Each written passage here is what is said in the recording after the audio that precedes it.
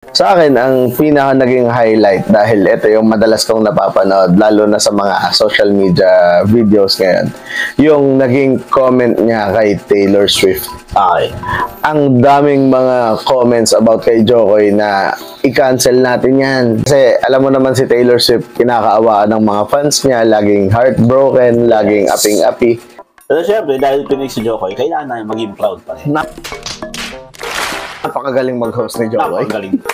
Sobrang nagsisip nila. Ang pa-plastic joke! What's up mga kamanyakol? Isa na namang edisyon ng Menyo Call. Ang ating pag-uusapan today. Siyempre, ano pa nga ba? Ang sinasabi nilang breakdown ni Jokoy sa kanyang hosting stint sa Golden Globe Awards. Yan, sobrang lupit ng pag-uusapan natin. Talagang up-to-date na mga balita. Siyempre. Ang nakakatawa dyan, buo tayo ngayon, boys. Tatlong manyako lang nandito. Yes, hindi naman for the first time. Kumbaga, in a long time. Ayan, nabuo tayo. Ayan, siyempre ako, Hoy Densyo. Phil JD. At siyempre, ang papa ng bayan. Si Papa Tulog. So, ayun na nga. Ano nga ba nangyari dun sa hosting stint ni Jokoy? Sa akin, ang pinaka naging highlight dahil ito yung madalas kong napapanood lalo na sa mga social media videos ngayon, yung naging comment niya kay Taylor Swift. Okay. Ang daming mga comments about kay Jokoy na i-cancel natin yan. Kasi alam mo naman si Taylor Swift, kinakaawaan ng mga fans niya, laging heartbroken, laging aping-api. Kasi paano nangyari is, tinry niya maging, alam naman natin si Jokoy maging stand-up comedian yan. So parang tinry niyang maging stand-up comedy yung hosting stint niya sa Golden Globes, which is may mga kayang gawin yon ng mga nauna sa kanya, katulad yung pag-roast niya dun sa ibang mga celebrity na itatawid ng iba, pero siya kasi parang since first time niya and parang short notice yung pagkakasabi sa kanya, meron lang daw siyang 10 days para mag-prepare. Hindi ko alam kung na-excite ba siya kasi childhood dream daw niya yung pag-host sa Golden Globe. O alam naman natin, di ba, pagka na-excite tayo, minsan sa sobrang gusto natin gumaling, most of the time, sumasablay tayo. Tama. Parang gano'n. In general, parang kapag makapanood mo naman talaga yung mga show ni Jokoy, nakakatawa naman talaga siya. Nakakatawa talaga si Jokoy. Lalo na siyang stand-up comedian. Lalo na kalbo siya. Kalbo siya. Yeah! Nakakaawa lang din kasi nga alam mong may talent yung tao. Siguro parang nalagay lang sa role na hindi siya mag-fit. Kumbaga, magaling kang stand-up comedian pero hindi siya magaling na host. Parang gano'n. Pero syempre, dahil pinay si Jokoy, kailangan na maging proud pa rin. Napakagaling mag-host ni Jokoy. Napakagaling. Sobrang nagsisip nila.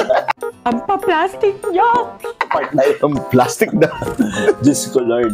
For me, okay pa din naman, kahit pa paano. Kasi naitawid naman niya. Hindi nga lang ganun na flawless yung performance, pero kahit pa paano, okay pa rin naman yung nagawa niyang pag-host. Napanood ko yung after ng nangyari sa Global Golden Global something award.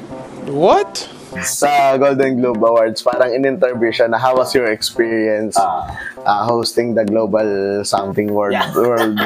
Dalawang beses na yan! Golden Globe Awards.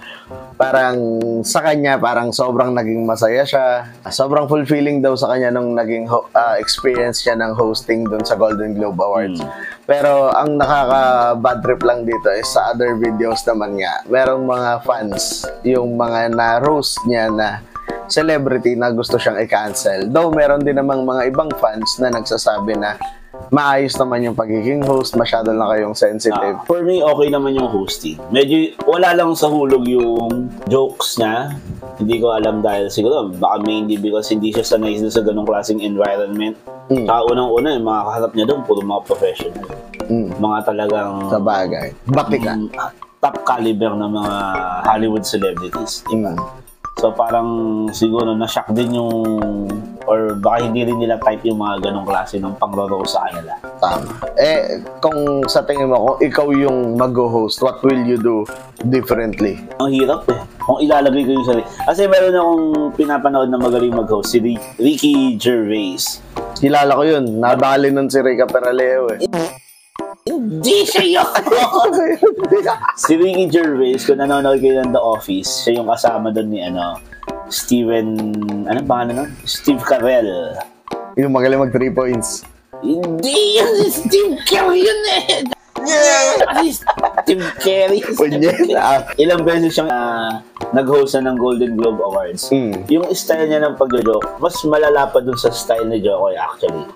Sobrang niro-roast niya talaga yung mga celebrity. Pero, dahil magaling siya mag-deliver, gustong-gusto ng mga celebrity pag siya yung nagro-roast sa kanya. So it's a matter of delivery. Kasi bakit kay Jokoy, bakit na bad trip sila? Ba't sila na bad trip kay Jokoy? Maiba tayo. Tanungin naman natin syempre yung kapwa natin manyakal. Anong masasabi niya? Papadudot. Papadudot. Ikaw na. Papadudot. Papadudot. Okay. Sobrang insightful nung sinabi ni Papa Dudut. Grabe talaga. Iba talaga mag-deliver ng mga panggantuhan, pang-vlog talaga si Papa Dudut. Marami talaga tayong matututunan sa kanya. Sa mga nagtataka dyan, bakit parang anong-ano si Papa Dudut niya? Galing po siya sa gig kanina. Kaya, unfortunately, hindi na kinaya ng energy niya yung pag-vlog natin.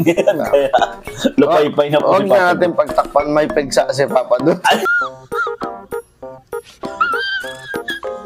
Isa pa yun pala talaga, may pigsa talaga si Papa Dudut. At hanggang dito na lang po muna ang ating episode for today. Watch out for our next episode. Maraming salamat sa panonood. Paul. Di ba? Don't forget to subscribe. Yan. At like and share and comment na din. Libre ang sumuporta. Minsan may matatanggap ka pang regalo sa amin. Ganon kami kagalante. Minsan 100,000. Minsan scam lang yun. Madalas hindi totoo yun. Okay, so hanggang dito na lang. Paalam.